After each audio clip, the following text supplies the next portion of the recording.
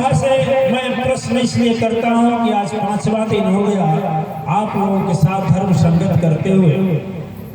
आप लोग हमें किस दृष्टि से देखते हैं आपकी भावना जाने, लेकिन हम तो यहाँ पर आने वाले को किसी में भगवान राम को देखता हूँ, किसी में भगवान कृष्ण को देखता हूँ, किसी में हम अपने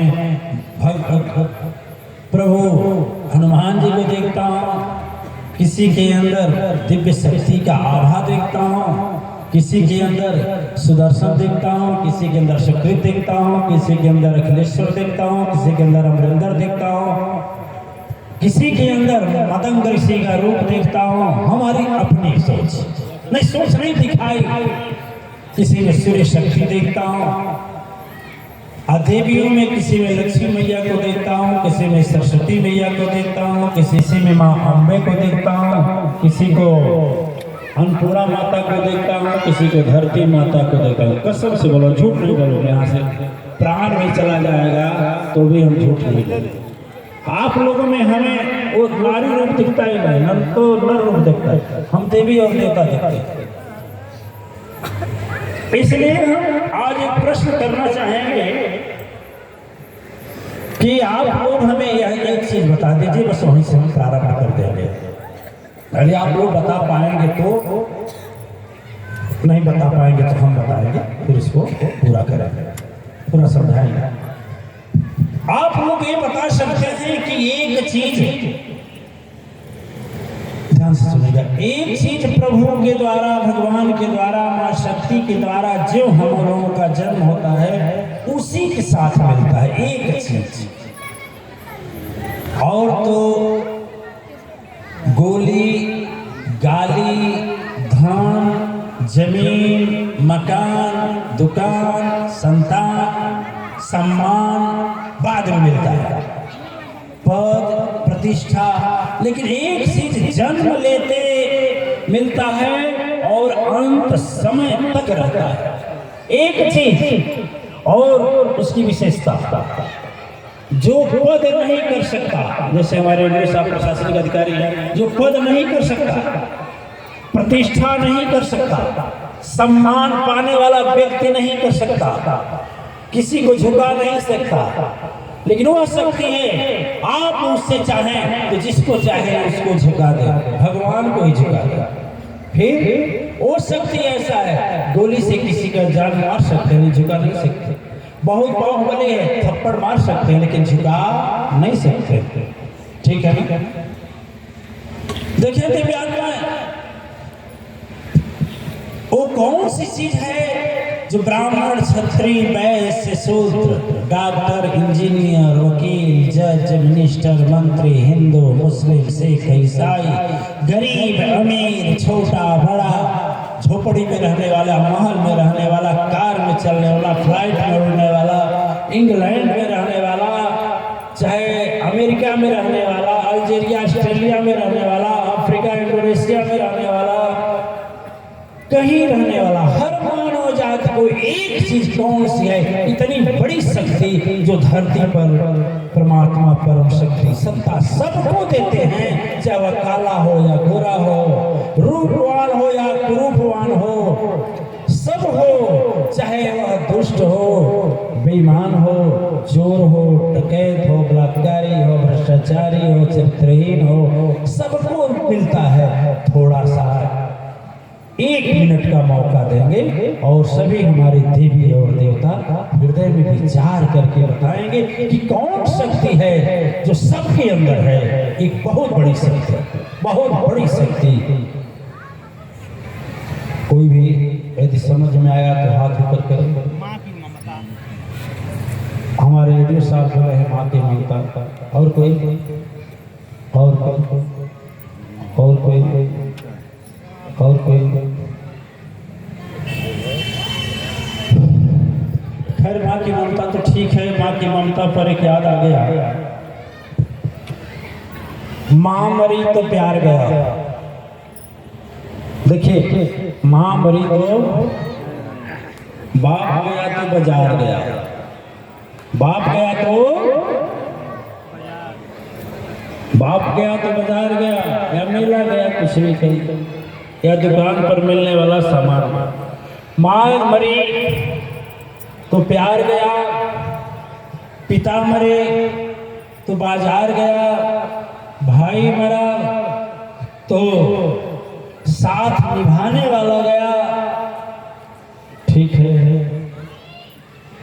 और जीवन साथी मिला तो सहयोग करने, अच्छा जीवन साथी मरा तो सहयोग करने वाला चाहिए।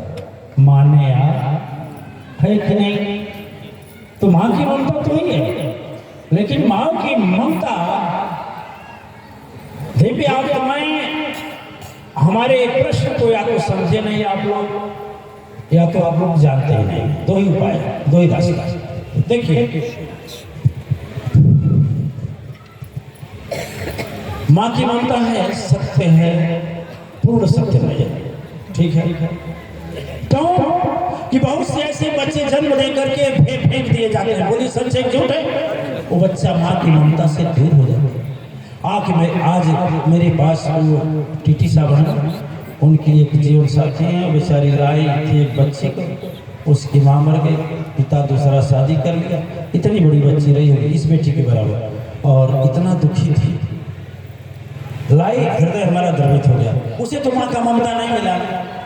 ठीक है, ऐसा नहीं है, मैं आपकी बात काट नहीं रहा हूँ, चूंकि आप विद्वान हैं, आपकी बात सत्य है, सत्य है, लेकिन पूर्ण सत्य। जैसे चार अंधे गए हाथी के पास, चारों वेद मान लीजिए, हाथी को भगवान मान लीजिए, गए तो कोई अंधा पैर पकड़ा तो आकर के बोला कि और हाथी कैसा होता है? लोग पूछे तो बोला हाथी जैसे पेड़ की डाल होती है मोटी ना, वैसा होता है। किसी ने कान पकड़ा तो कान जब पकड़ा तो उससे पूछा गया बताओ हाथी कैसे है? तो बोलता है हाथी तो है, लेकिन जानते हो सूपा जैसा है। ठीक है, एक सूंड पकड़ा, जब सूंड पकड़ा तो सूंड टटोल कर आया, उससे पूछा गया बताओ हाथी कैसे थे? बोला ऐसे टेढ़ सा है, जैसे वो बैंड वाला होता है बाजा। कोई पूंछ पकड़ा, वो उससे पूछा गया बताओ कैसा है? वो बोला है रस्सी की तरह है हाथी। सच है, लेकिन पूर्ण सत्य कान सूपे की तरह है। हाथी नहीं, हाथी का कान, पैर वृक्ष के डाल की तरह है, पैर है, हाथी नहीं। ठीक है, उसी तरह से आप विद्वान की वाणी सच है, लेकिन पूर्ण सच नहीं। देखिए दिव्य आत्माएं, आज मैं एक बात बताता हूं, आपको यादाश्त दिलाता हूं।